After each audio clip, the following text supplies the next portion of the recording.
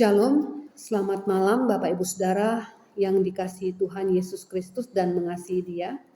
Salam jumpa di Night Call GPIB hari ini Jumat 10 September 2021.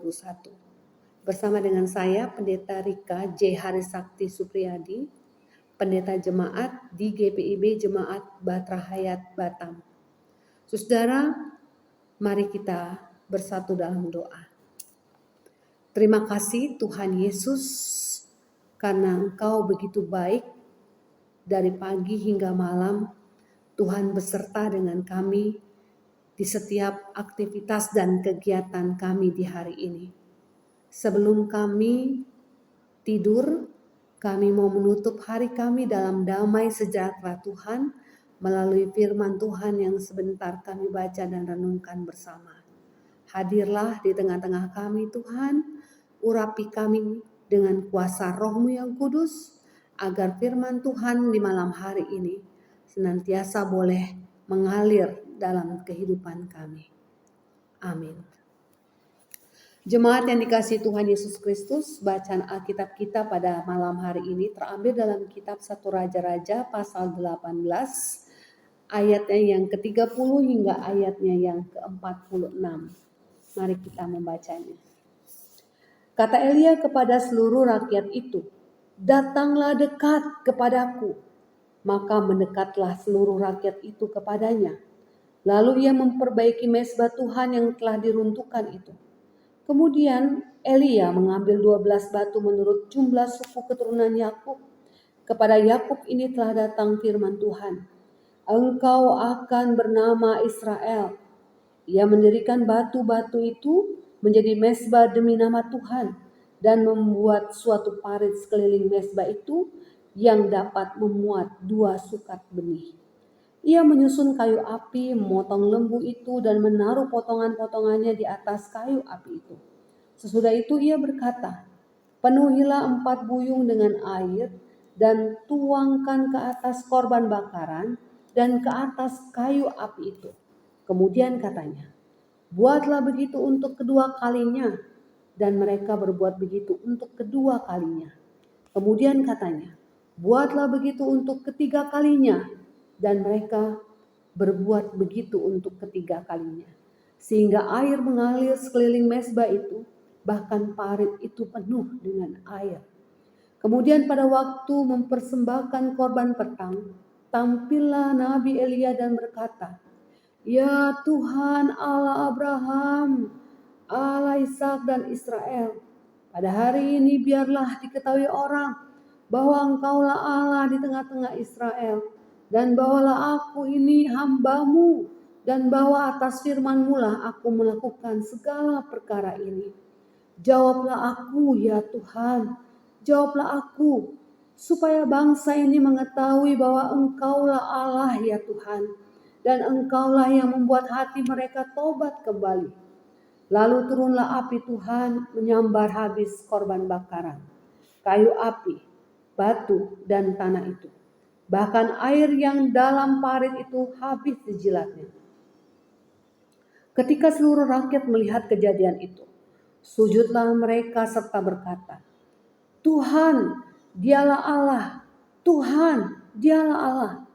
Kata Elia kepada mereka, "Tangkaplah nabi-nabi Baal itu, seorang pun dari mereka tidak boleh luput." Setelah ditangkap, Elia membawa mereka ke sungai Kison dan menyembelih mereka di sana. Kemudian berkatalah Elia kepada Ahab, "Pergilah, makanlah dan minumlah, sebab bunyi derau hujan sudah kedengaran." Lalu Ahab pergi untuk makan dan minum. Tetapi Elia naik ke puncak gunung Karmel, lalu ia membungkuk ke tanah dengan mukanya di antara kedua lututnya. Setelah itu ia berkata kepada bujangnya, "Naiklah ke atas, lihatlah ke arah laut." Bujang itu naik ke atas. Ia melihat dan berkata, "Tidak ada apa-apa." Kata Elia, "Pergilah sekali lagi." Demikianlah sampai 7 kali. Pada ke-7 kalinya berkatalah bujang itu, "Wah, awan kecil sebesar telapak tangan timbul dari laut." Lalu kata Elia, "Pergilah, Katakan kepada Ahab, pasang keretamu dan turunlah, jangan sampai engkau terhalang oleh hujan. Maka dalam sekejap mata, langit menjadi kelam oleh awan badai. Lalu turunlah hujan yang lebat. Ahab naik kereta lalu pergi ke Yizreel.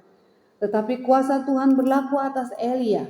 Ia mengikat pinggangnya dan berlari mendahului Ahab sampai ke jalan yang menuju Yizreel. Demikianlah pembacaan firman Tuhan. Terpujilah Kristus.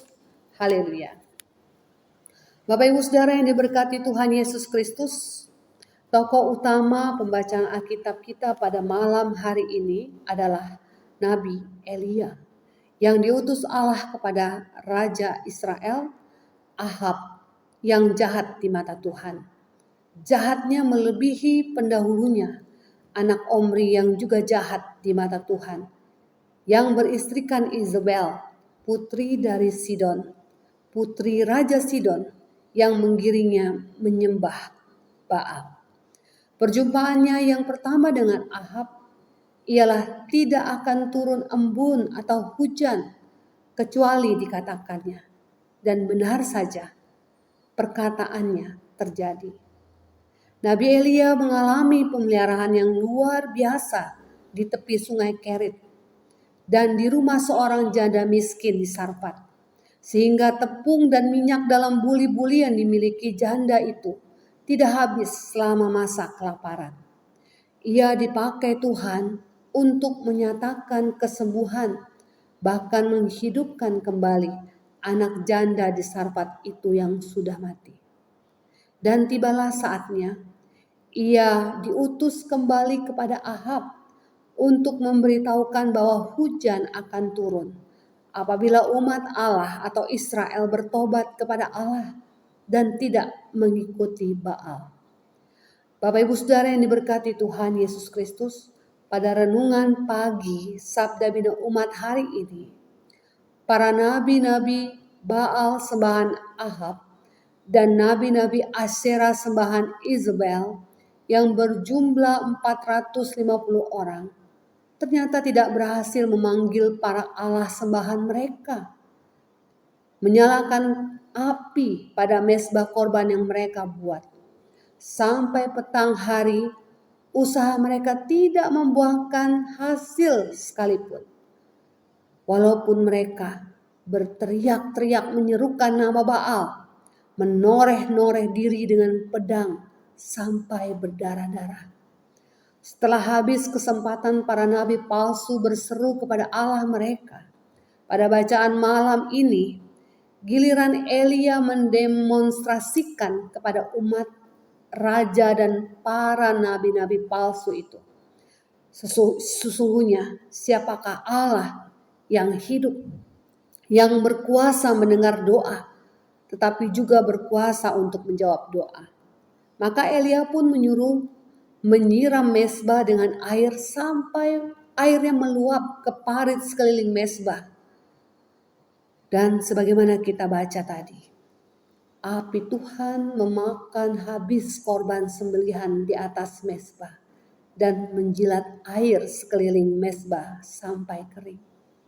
Saudara yang diberkati Tuhan Yesus Kristus, renungan kita pada malam hari ini diberi judul dalam Sabda Bina Umat, pada Tuhan ada kemenangan, di mana nyata sekali penekanannya pada pengakuan akan Tuhan Allah sumber kuasa yang membawa kemenangan.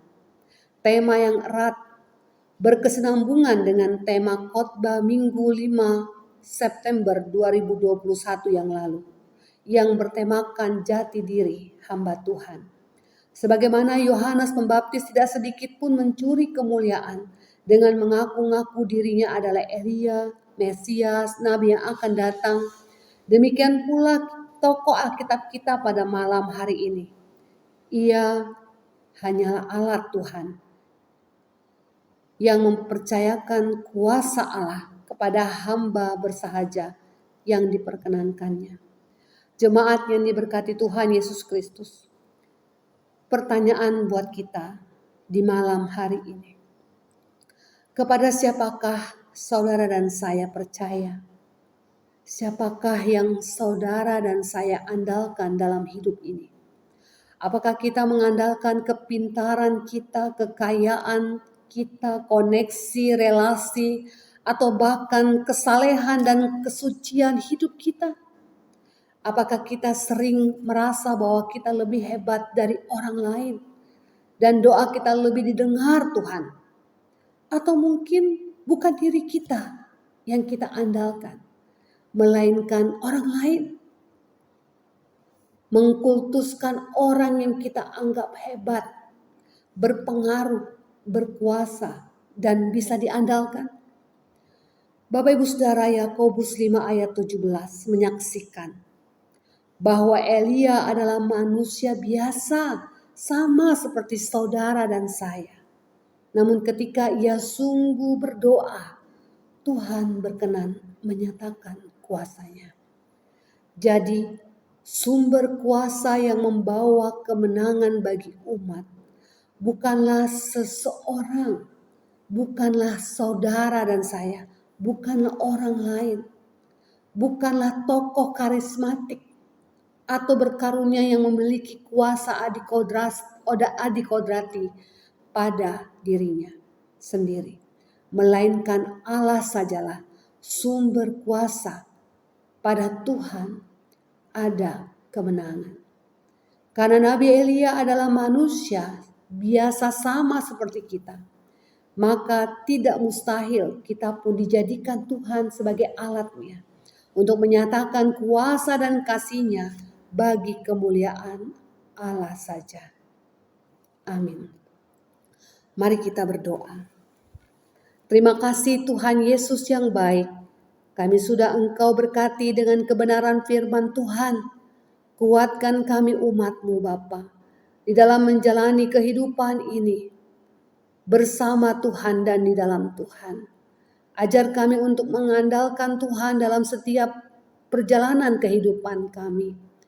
Sehingga ketika kami mengandalkan Tuhan, selalu ada jalan terbuka. Bahkan ada kemenangan demi kemenangan iman yang boleh kami alami di dalam Tuhan. Oh Tuhan, malam hari ini kami mau beristirahat. Tuhan berkati tidur dan istirahat kami malam hari ini. Jikalau Tuhan berkenan, biarlah esok pagi kami semua umat-Mu bangun dalam keadaan tubuh yang diberkati Tuhan. Sehat jasmani, terlebih sehat rohani. Untuk menjalankan segala aktivitas kegiatan bahkan karya dan layan kami di esok hari. Inilah doa syukur dan sembahyang kami. Dalam nama Tuhan kami Yesus Kristus Tuhan yang hidup. Kami berdoa dan mengucap syukur. Amin.